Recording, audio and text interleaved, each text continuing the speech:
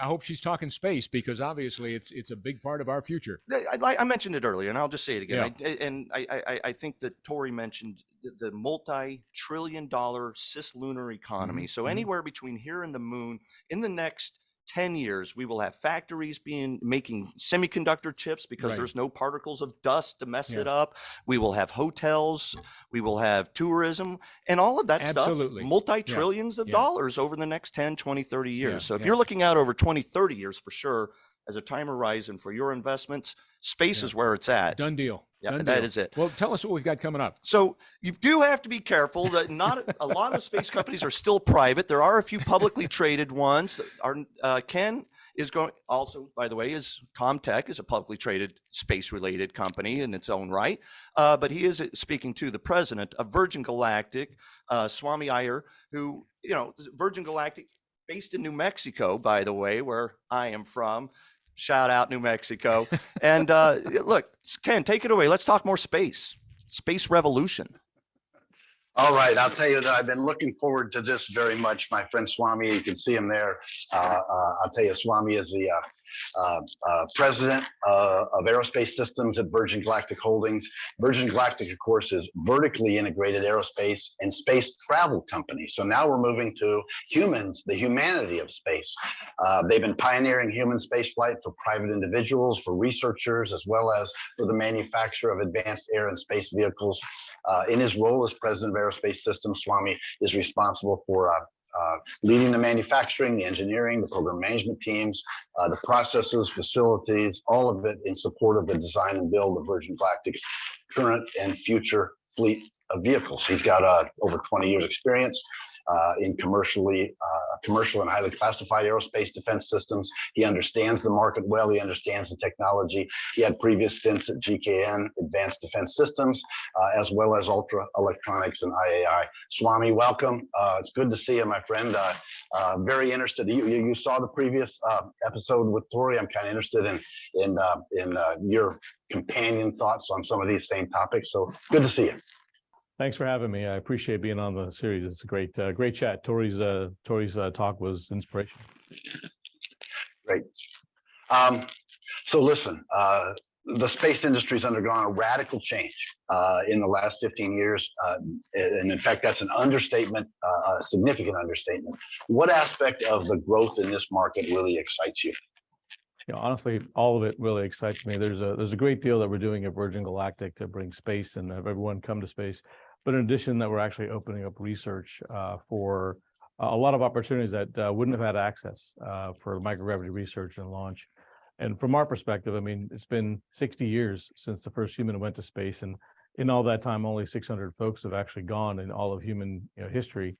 And we've already got more than that on our rolls, and we're expecting to do quite a bit more than that in the next few years as we do Virgin Galactic. So this kind of opening of this new renaissance in aerospace is exciting from everything that's being done across the industry.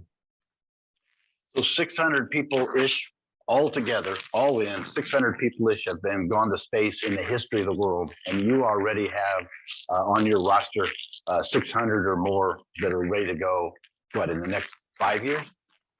Right. In the next 5 years or so, we'll be putting up quite a few people. And yeah, we will be doubling the number of human beings that have gone to space. And as we get to 400 flights per year in going to space, that number will quadruple every year. And so that allows us the ability to really change kind of how humanity looks at space. And because we're pretty much changing our perspective as to our position in it and our ability to go there. And it's not something that becomes impossible for the average person, but eventually becomes inevitable. 400 flights per year is more than a flight every day. So it really moves the everyday person from being a spectator to space travel to actually potentially being a participant in space travel. What do people think about doing? I mean, is it just the tourist experience? Is it research? It's got to be a broad range of curricula or things that they're focused on. Speak to what you're hearing from this potential user community. Well, I think there's a lot of people that have different motivations for why they come and want to do it. Maybe for some it's tourism, definitely for the research community. It's about, progressing their science. But, our kind of focus is around changing the human perspective, right? We talk about the overview effect and the ability to see ourselves and our place in the world and how fragile the earth really is. So we're creating a position that actually literally changes people. And that experience, whatever the motivation that brings you to it, is something you're not going to be able to avoid as we take you up. And so that kind of makes a really interesting place for anybody that joins us and goes on that journey. Because as you come back from that, it would be hard to have it not change you. It's not unlike when you were a small child and the first time you saw the ocean and you saw the immensity of it, and it kind of just changed your personal perspective on who you are and your place in it. But when you go on the overview effect, it makes the world a bit smaller. And so that perspective on how it'll change people to take care of the earth, take care of ourselves, kind of realize that we're all on the same spaceship together is a big deal. So for whatever the motivations are that bring them, what they come away with is something that we hope, as we go over time and we add more people and we make space accessible to everybody on the earth, that will create real change in humanity. Yeah, it sure will. When people can see the world through God's lens, so to speak, it has to change you forever. It has to broaden the aperture of the way you think about life, the way you think about the art of the possible. It's got to change your decision calculus and your perspective forever. It's got to be remarkable. Are you going to go? You're going to go to space? Oh, yeah. No question. I'm waiting my turn like everybody else, but yeah. So let's talk about the business model. How is Virgin Galactic's business model unique? We heard a little bit from others in this space that have come to this launch market segment from a different path. How is your business model unique? What makes ours unique is that we're horizontally launched. And so that means we're based on more of an aircraft type basis for our mode to space. And what that generally means for people is that we're working on an ecosystem, the aerospace ecosystem, that already has over the last 120 years learned how to fly on a daily basis, or as many of the airplanes we all fly on, they fly 5 or 6 times. So that basic technology level and the ability to actually achieve that horizontally, which is unique for us, allows us to offer something that's a little bit harder potentially for others, but eventually I think they'll all catch up over time. But we can actually make space accessible on a daily basis because we're using the basis of that technology and that 120-year ecosystem. And that gives us the ability to increase our passenger sizes like we've done and provide more accessibility to space on a more frequent basis. So that's a very unique aspect. It's a technology that, and then of course the ability to provide on-demand access to space for research is also a bit unique. Just trying to find launch to academia, to governments. So that ability to take the timeline from years of waiting for space launch to weeks, that allows us to kind of share the economy crap. We do that. And where do you launch from? Are you confined to a certain geolocation, or are you going to launch from around the world? Is there accessibility? What's the accessibility from a global footprint, a global geography perspective? So right now we launched from New Mexico, our first spaceport, but we have the ability to create more spaceports around the world, and that will allow accessibility in other geographies. It'll also give our customers views of the Earth from different pictures. There's a lot of iconic pictures of the Earth, but to be able to see it in a lot of different locations is great. So the fact that we can build up our fleet to a new location, stand up a spaceport, and the local economy that goes around that is unique for us. It's going to be a very good place for allowing this accessibility to all walks of life around the Earth, and not just for one basic area of the world. It sounds like you're moving to become the Uber or the Lyft app for space travel. Is that an inappropriate connection to make, or you think that's is that part of your aspiration? I mean, not quite. I don't think we're going to have that kind of level of I guess ubiquitousness, but we are fairly ubiquitous. So there's a basic ability to allow that on-demand capability, and because the infrastructure of what gets us where we're going, and the ability of many different types of customers available to join us on the launch services that we provide, you have a lot more capability. It does create a somewhat of a shared economy in that the infrastructure and things are funded by different streams of business, and that allows us to provide a lot more on-demand service like we talked about, but not quite Uber. It's mostly the ability to provide that capability to everyone at a frequency and at a rate and at a volume that hasn't existed before. So that gives us a lot of capability for that. So you're not going to be able to do it on a daily, show up in a day and do it. There's definitely going to be weeks in time that you queue up and customers queue up, but there's definitely going to be, every day someone's going to space, which is going to be a really unique thing for us. So, what I'm hearing you say is that you're potentially seeing interest and potentially investment from a number of either private sector or government organizations that have the opportunity or seek the opportunity to do research in space. Is that true? And what kind of research would they do? Are you getting investment from some of those constituencies to make this a reality? What's your perspective on that kind of issue? Well, I can't really talk to any kind of an investment structure, but what I can say is that all the folks that you just described, different governments around the world that we think we would be willing to do research with, like, for example, we're having the Italian government do research on our flights and things like that. And of course, our own government agency do it. Right now, they're doing it via a form of contracts as customers where they buy our launch services or they take up a demand space when they do it. But because you have them and you have tourism and you have private research and things like that, all of those different folks are buying into our seats and buying into our programs. That allows us to obviously enable the infrastructure as we grow it and we expand our fleets that we're going to be doing. So you're leading a kind of an airspace renaissance. We talked a little bit before in some other sections about STEM and renewed excitement at the youth level in science, technology, engineering, and math, and some of these space technologies and space in general. You're involved in the launch of it, but really the launch is the connective tissue, the enabler. It's the empowerment to do all kinds of other things in space. So what do you see a renewed interest? Do you see heightened interest in a next generation or a new generation of engineers and technicians in space? How are you approaching that at Virgin? Yeah, it's kind of an interesting thing. So, we're trying to build this access for everyone to go, and there's no real way to take on such a big human endeavor if you don't include all of humanity in the way you do it, not just in all the different walks of life, but also the diversity of thought, the diversity of viewpoints. Space is a team sport. Everybody's trying a different, market subsegment where they're going to orbital, they're going to go to other things, but we're the only space line that's actually trying to get everyone to space, and we're doing it in the suborbital market where we give that. But if you want the population that joins you to be reflective of all of humanity, then so should the team that builds all this up. And so we've spent a lot of time in diversity and STEM to create that interest. The Renaissance is kind of key, right? It's not just us that's leading it, everyone's involved, but you're now starting to see a lot more STEM and a lot more space and aerospace, sciences and engineering that people are wanting to grow into and be a part of.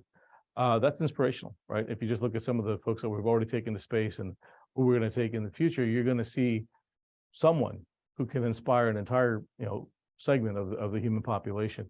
That's kind of the point, right? It takes that interest because, if you're only going in with a few perspectives, you're going to miss something. And this is not an easy thing to do.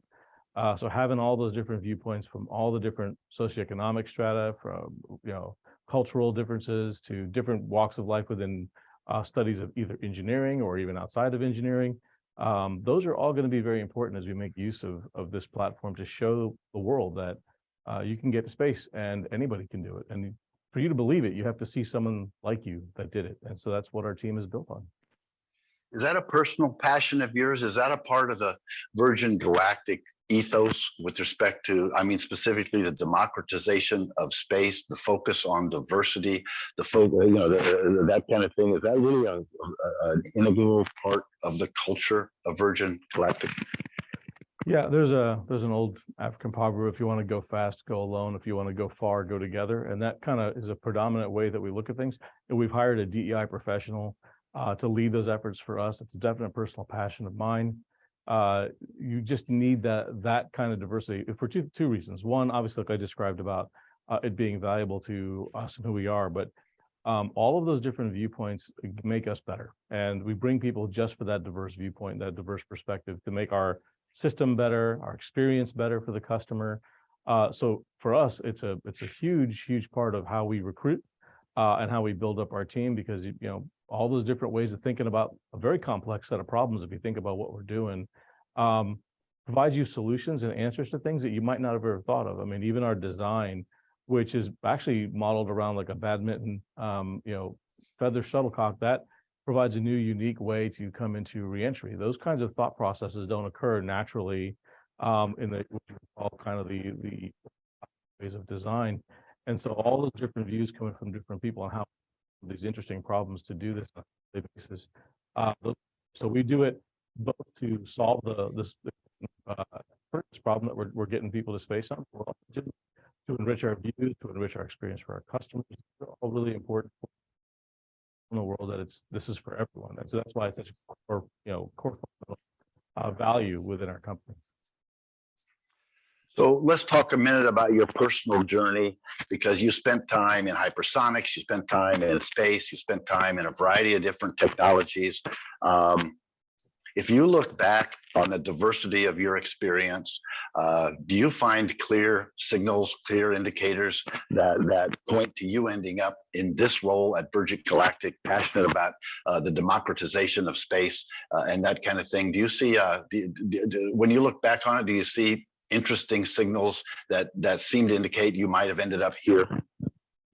It's kind of interesting on a personal journey note. It's I started out as the only kid like me where I was when I was growing up, but over time, great teachers, great mentors have opened up opportunities for me that I could choose to seize, and they made it clear from my parents to everyone that that were friends and teachers, that it's an opportunity I have a right to go for, that I have the shot, I could take that opportunity. So it behooves all of us to try and keep creating those opportunities, to keep inspiring younger folks to do it. But over the course of my career, opportunities were very limited at first, and over time, as you got opportunities to show your potential, more opened up and more people made it known to me. And I do the same, and a lot of us do this with folks that we mentor. But those opportunities are there for you. And over the course of the almost 30 years of my career, it was very clear that the opportunities became more and more frequent.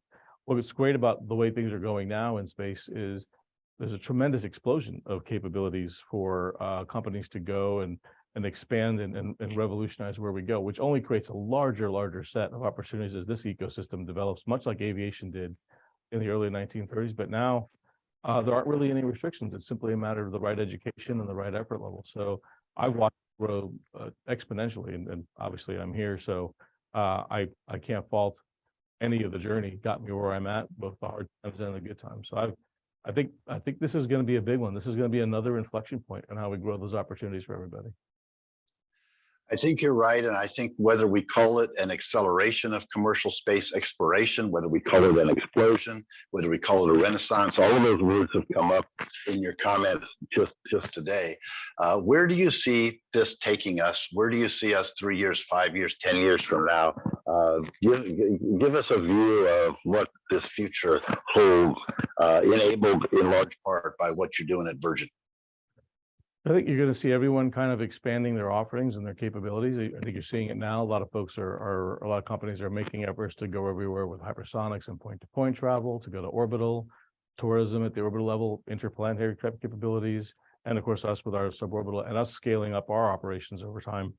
That all is going to be adding to the kind of the fabric of what commercial space is going to be. And I think that overall for everyone is going to be exceptional. There will be folks that change and grow over time, and they meet their market and they meet the demand. But for the next 3 to 5 years, you're going to see a lot of companies feeling their way through scaling into growth, and you're going to see a lot of different offerings to the customer base, whether it be private citizens all the way to government research or anything beyond that.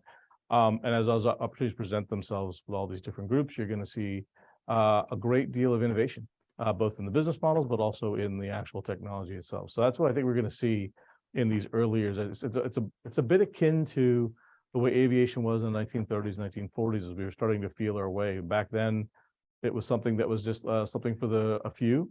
And now people want to go fly for a very low cost ticket. It's almost essentially a human right. And that's what's going to happen. That inflection point occurs over the next few years. And then that's our goal, to take everyone to space and make it something that's inevitable for anybody can do if they really want to do it.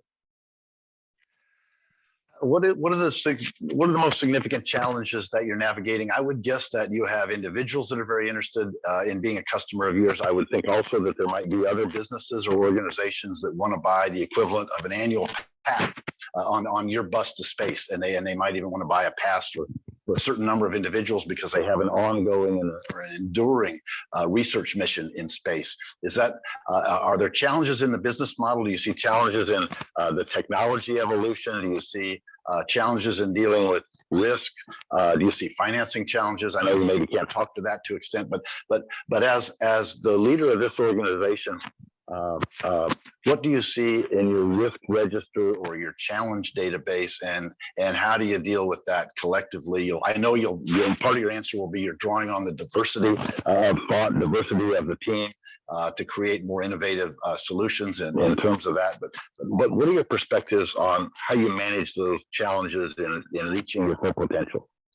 Yeah, I think the short answer is as a team, right? The specific challenges aren't ones that, you would dive into on a piecemeal, because you're solving an entire complex set of challenges all at one time, right? And so as we look at our business model, we're open to a lot of discussions with different types of customers and their different type of demand or needs. We're going to set a very steady state rate of flying 400 times a year per spaceport as we grow the spaceports out. And those, whatever the challenges might be, whether they be anything from the types you've described, is one that you meet them at the head of that problem, and you look at your teams, you look at your customer base, and you make the right choices. For us, it's going to be trying to provide that launch capability and that on-demand model, and see what suits their needs. And from there, we'll try and understand what they want to do, whether it be payload research on a highly frequent basis or a regular basis, or individual customers, and if they want to buy one seat or more than one seat, or even an entire spaceship of seats. Those are all capabilities that we don't see really any trouble to provide. And that's kind of the goal of our system, right? To provide that steady state capability of demand and supply that we can go meet the needs of the customer base. And then you adapt like anything else. If anything, this company's history has been one of extraordinary innovation and adaptation as it's gone through this. Nobody's ever done this before. Nobody's actually literally flown an aviation type aircraft to space. And so I don't think there's any challenges that we are concerned about that we don't think we can't meet with the team we've got. And it's going to be, being cognizant and keeping our ear to the customer base and the market to see what that they need to do. Yeah, that's really cool. What are some of the some of the cool technology innovations that you've already implemented and overcome? What are some of the cool challenges you've overcome, or what's in the pipeline in terms of technology that may not be available to you initially, but will be available to you 2 or 3 or 4 years from now? I'm kind of looking at, from a technology perspective, what are the significant achievements already that you've already overcome, and what's in the pipeline that would be cool to talk about, that might inspire or otherwise encourage new engineers, young engineers to jump on board your business and your team.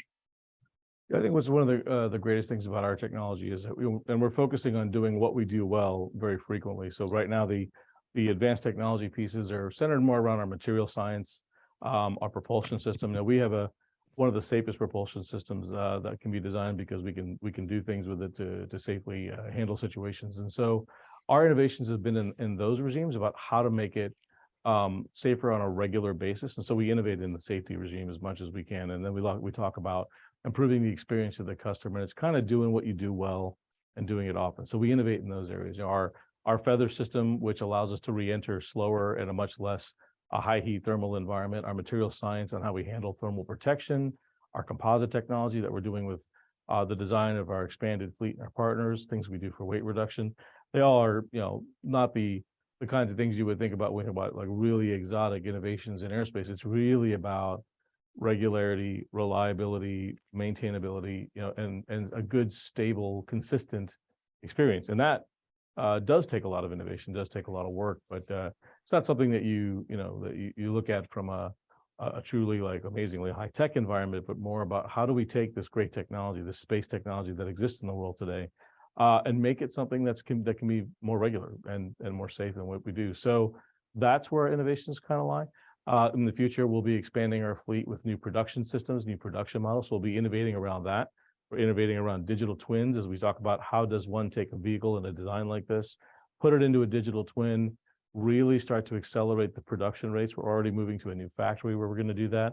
Big innovation there on working on digital twin with our partners and producing up to 4 to 6 spaceships in a single year. And then each of those spaceships are almost capable of flying on within a few days of a given flight. We have innovations in our rocket design that allow us to load a new rocket on a ship every day if we needed to do it.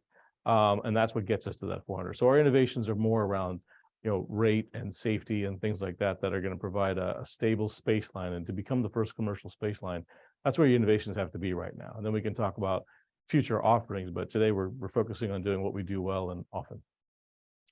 It's really interesting because 400 flights a year, you've got to also think about, it's almost like running an airline. You got to worry about operations, maintenance, sustainment, being on time. On time, you've got to worry about, it becomes a bus service or an airline service, not something that is unique and high risk and singular in its nature. It's got to become something that's routine. I have one more question. I think we've got to toss it back. We're getting out of time. We'll toss it back to David, Cody, and Scott. But you mentioned your journey, your personal journey. Were there some specific coaches or mentors? You don't have to name them by name, but were there points in your career that someone lifted you up, helped you see something that you otherwise didn't see or couldn't see, to help you advance your progression to be here and doing this now, to help you find your passion, help you find your superpower, whatever that might be? I'm just interested. Because I think at this point in our career, Swami, you and I are striving in a certain way to be a coach or to be a mentor or help somebody that has high potential, see the potential in themselves, recognize they have a superpower, and really put it to work for all of us to make the world a better place. Is there somebody or something that you can reach back to as a significant event? I think if you look hard enough, you have a mentor everywhere you go. Some are positive, some are, you can do this, you have great potential, some that train you, that are patient with you as you skin your knee and you figure things out. And there's some that challenge you, that say you can't do something. And despite that adversarial conversation, those used to inspire me just as much. When someone told me I couldn't do something, they used to make me double my efforts to prove that I could. So you have to learn where your lessons are coming from. If you just look around, you have mentors all over the place. And that's important. There have been definitely key mentors at each stage of my life that have done things that have brought me up or helped me get over some challenge along the way.